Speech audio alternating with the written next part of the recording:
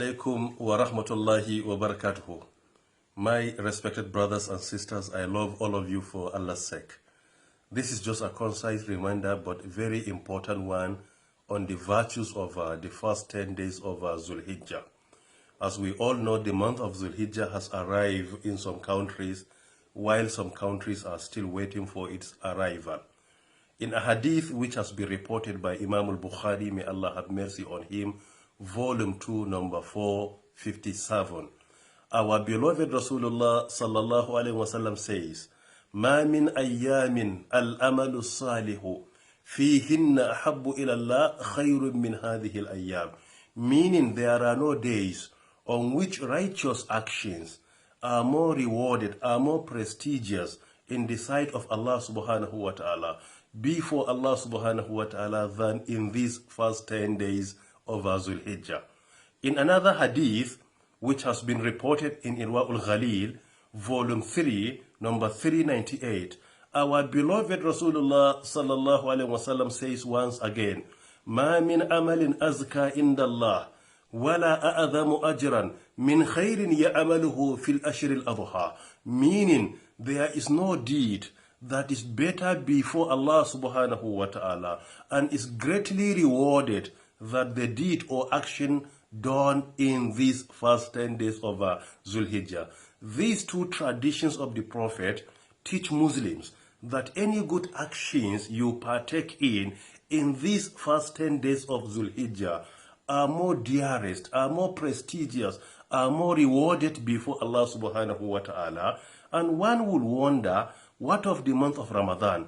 Imam Ibn Kathir, may Allah have mercy on him, reconciled between the virtues of the last 10 days of Ramadan and the first 10 days of Zul-Hijjah by saying in his tafsir, volume 5, page 417, by saying, if you look at the nights of the last 10 days of Ramadan are more prestigious than the remaining nights of the entire year, with no exception. While if you look at the days, the first 10 days of Zul-Hijjah are more prestigious before Allah subhanahu wa ta'ala than the remaining days of the entire year, with no exception. Meaning that in these first 10 days of Zul-Hijjah, we are urged to partake in doing good actions, and this is very important indeed. Good actions in Islam, one may argue, they are even uncountable. You cannot say this is the total number of good actions or righteous actions we are urged to do in Islam, because there are many. However, our scholars, may Allah have mercy on them, our pious predecessors, may Allah subhanahu wa ta'ala have mercy on them, outline some good actions that we are urged to partake in. Number one, fasting, meaning voluntary fasting. Because of a hadith which has been authenticated in Sahih Abi Dawud, volume 2, number 467, in which one of the wives of our beloved Rasulullah sallallahu alaihi wasallam reported him by saying, "Kana Nabi yasumu tis'a dhil-hijjah." She said that Allah's Prophet used to fast during the first 9 days of Zul-Hijjah. We are urged to fast from the 1st of Zul-Hijjah to the 9th of Zul-Hijjah. Secondly, we are urged to partake in a great deal of saying, La ilaha illallah, walhamdulillah, Allahu Akbar, because of a hadith which has been reported by Imam Muhammad in his Musnad, volume 7, number 417, in which, and number 224 again, in which our beloved Rasulullah sallallahu alaihi wasallam says, فَأَكْثِرُوا فِيهِنَّ مِنَ التَّحَلِيلِ وَالتَّحَمِيدِ وَالتَّكْبِيرِ.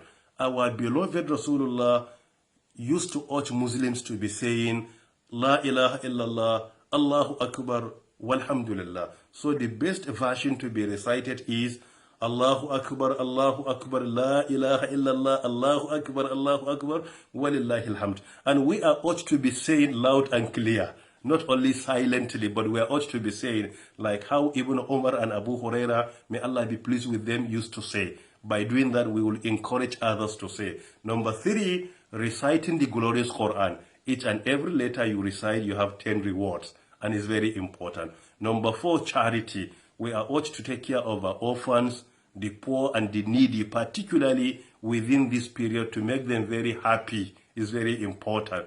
Whatever you spend for Allah's sake, you will be rewarded immensely, inshallah. Then number 5, to sacrifice our sacrificial animal, that is udhiyah. We are ought to do that. Number 6, we are ought to partake in Umrah and Hajj in these prestigious days.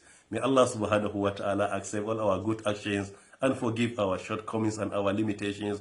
I do hope that this message will be conveyed to others so that Allah subhanahu wa ta'ala will accommodate all of us in His reward. Wassalamu alaikum wa rahmatullahi wa barakatuhu.